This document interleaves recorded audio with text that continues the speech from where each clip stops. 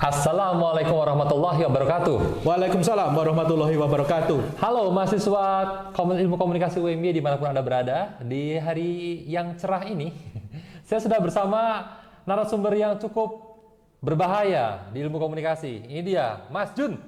Salam muda mendunia teman-teman semua. Dan hari ini di mata kuliah ini ya Mas ya, jurnalisme penyiaran dan teknik reportase, kita akan memahami mobile journalism lebih dalam. Yoi. Tema yang menarik. Yoi. Dan kemunculan handphone itu ternyata menjadi sebuah revolusi besar ya Mas di dunia jurnalistik, di mana smartphone terutama yang dilengkapi dengan kamera yang oke, kemudian kemampuan untuk merekam, kemampuan untuk mengirim data seketika karena jaringan internet sudah semakin baik sekarang, ditambah juga di handphone tentunya bisa untuk ngetik. Jadi dengan kemampuan alat sesederhana ini, kerja-kerja jurnalis dan kerja jurnalistik itu memiliki banyak sekali perubahan, dari perubahan media habit yang dimiliki atau perubahan media habit dari pengguna handphone sendiri, terutama dari sisi pembaca ya, saat mereka itu menikmati sebuah karya jurnalistiknya. Nah, sebenarnya nih Mas, kita dari tadi tuh moja mojo mobile journalism itu apa sih? Jadi gini Mas Irwan dan teman-teman semua, mobile journalism itu kalau kita terjemahkan adalah jurnalisme yang bergerak. HP itu kan mobile gitu ya. Mengapa disebut sebagai jurnalisme bergerak? Karena praktek jurnalisme ini bisa dilakukan di manapun, sepanjang ada toolnya, ada alatnya, dan kemudian ada koneksi internet. Nah, kita membedakan mobile journalism itu dengan praktek jurnalisme lama. Jurnalisme lama yang sifatnya fix, yang tetap, itu misalnya ketika di era mesin ketik. Sebelum komputer populer seperti ini. Misalnya di tahun 70-an sampai 80-an sebelumnya juga. Wartawan di daerah misalnya untuk mengirim laporan kepada redaksi, mereka menulis, mengetik, kemudian mengirimkannya paling cepat adalah dengan pos, dan lebih cepat lagi dengan fax. Mesin fax ya. Mungkin teman-teman yang sekarang udah nggak kenal ya. Udah nggak kenal lagi mesin fax. Mesin fax itu kayak semacam scanner tapi jadi lama. Scanner digabung sama telepon. Nah, betul.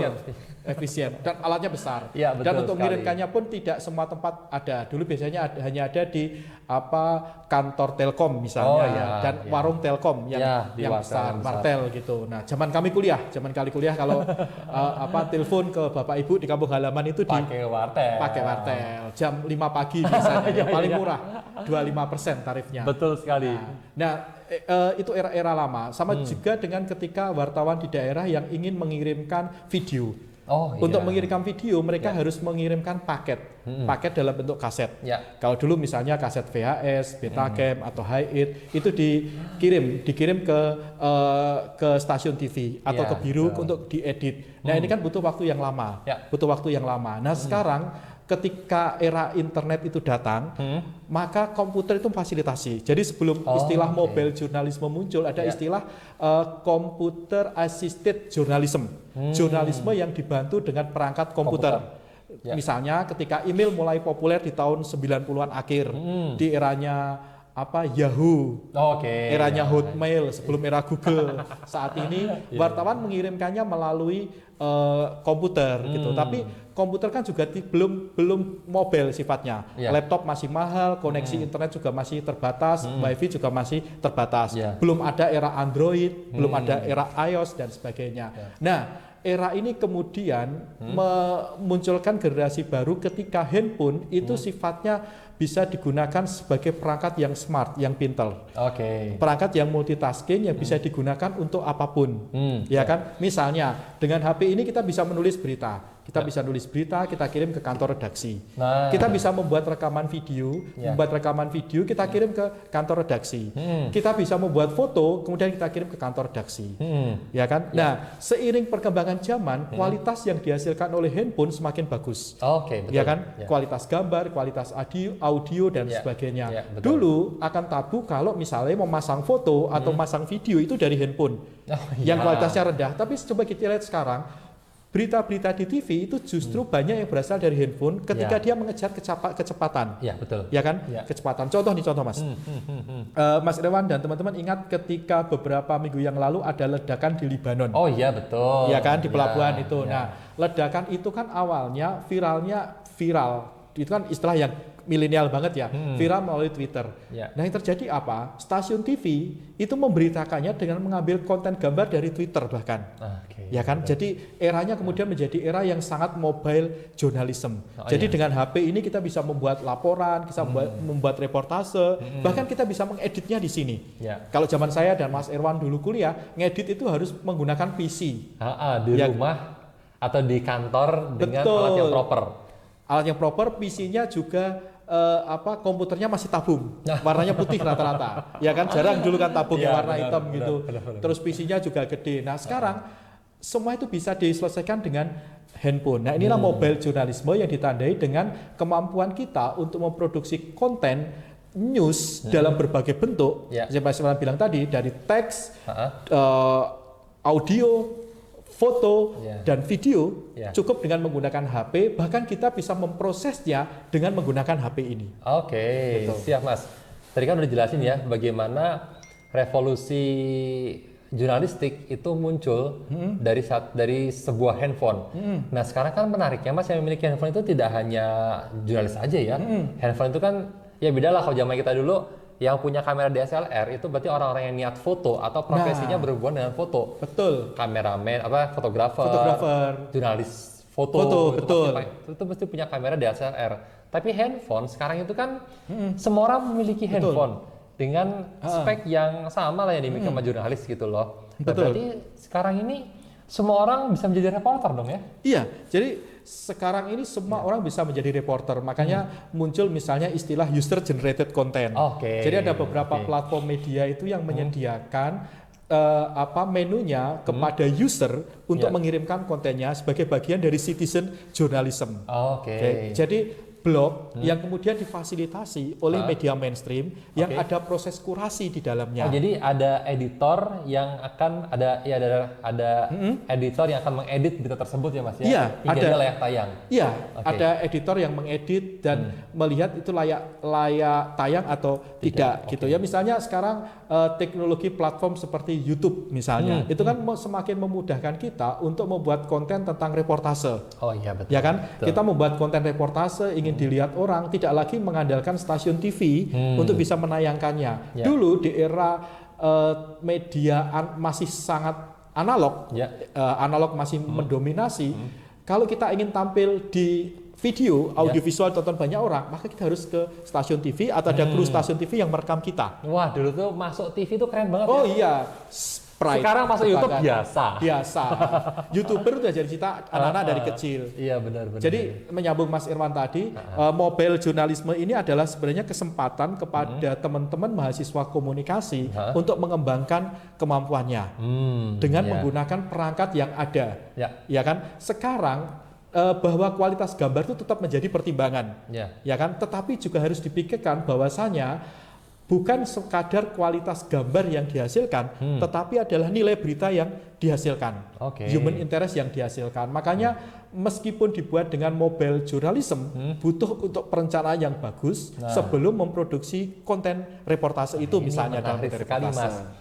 Perencanaan yang bagus untuk mencoba menjadi seorang jurnalisme. Nah, jadi sebetulnya bagaimana sih Mas proses sebuah Jadi misalnya saya seorang jurnalis amatir nih, saya bukan jurnalistik, bukan jurnalis, tapi ingin belajar menjadi seorang jurnalis di era Mojo yang memanfaatkan beberapa kanal berita di website di digital itu kan juga punya kanal UGC sendiri ya Mas ya.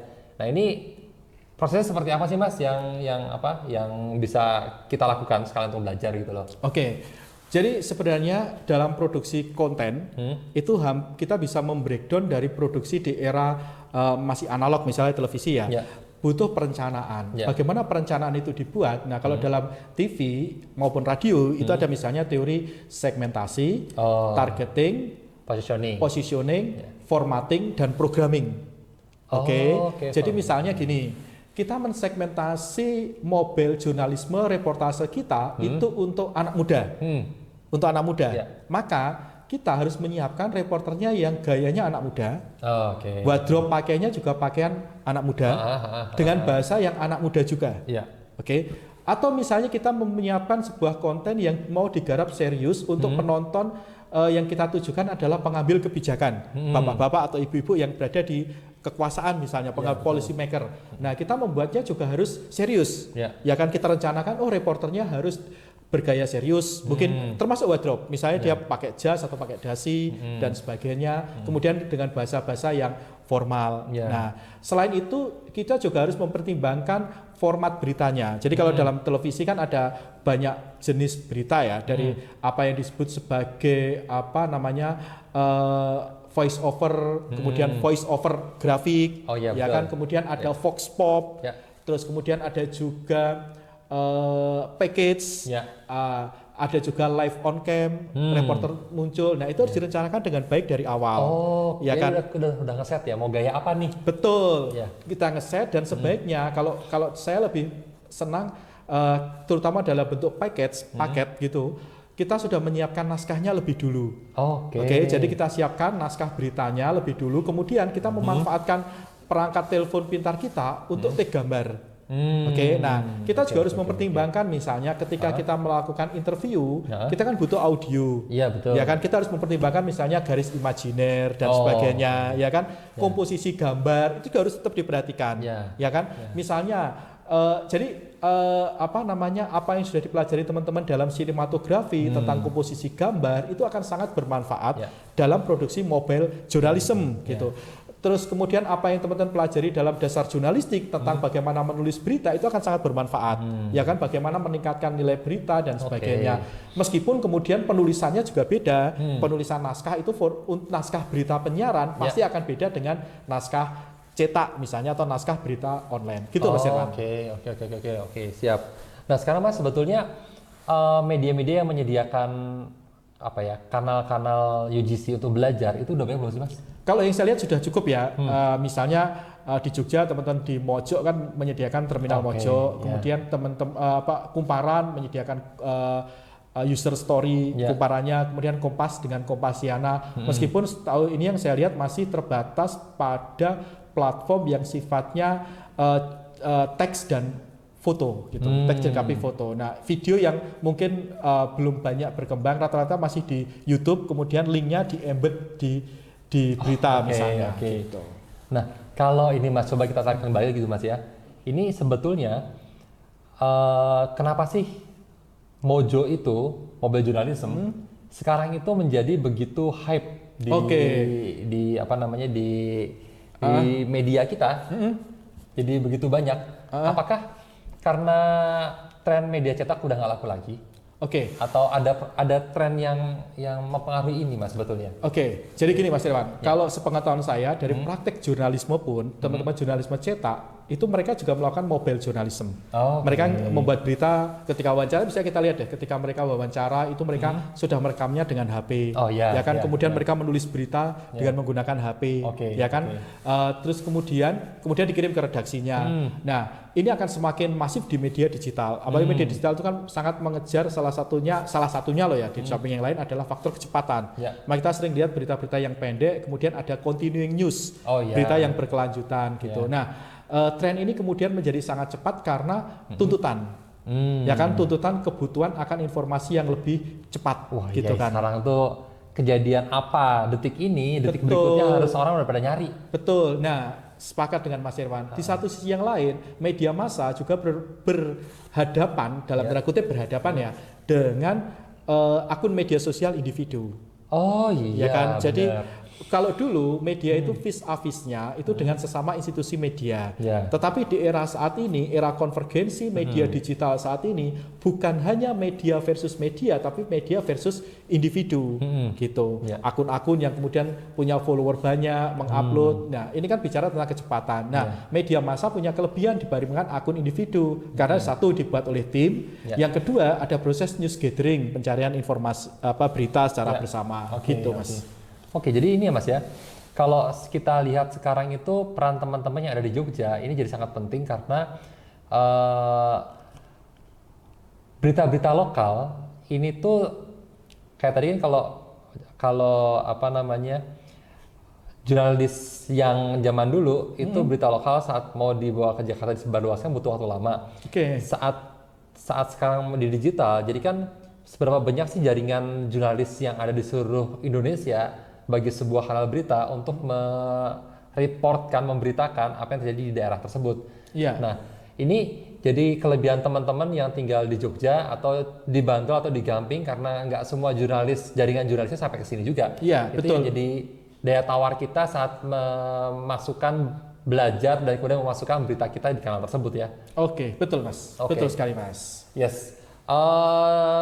Saya rasa sudah lumayan cukup ini untuk pengantar Iya. apa itu mobile journalism, dan nanti akan berlanjut lagi di apa namanya di materi berikutnya. Kita akan lebih spesifik lagi dengan apa yang terjadi di Indonesia pada saat ini. Masa pandemi itu. Masa pandemi benar banget. Oke, sekian dulu. Terima kasih untuk materi di hari ini. Terima kasih juga Mas Jun. Terima kasih Mas Irwan dan Ya, teman-teman. dan teman-teman yang sudah beratensi di sini. Wassalamualaikum warahmatullahi wabarakatuh. Waalaikumsalam warahmatullahi wabarakatuh.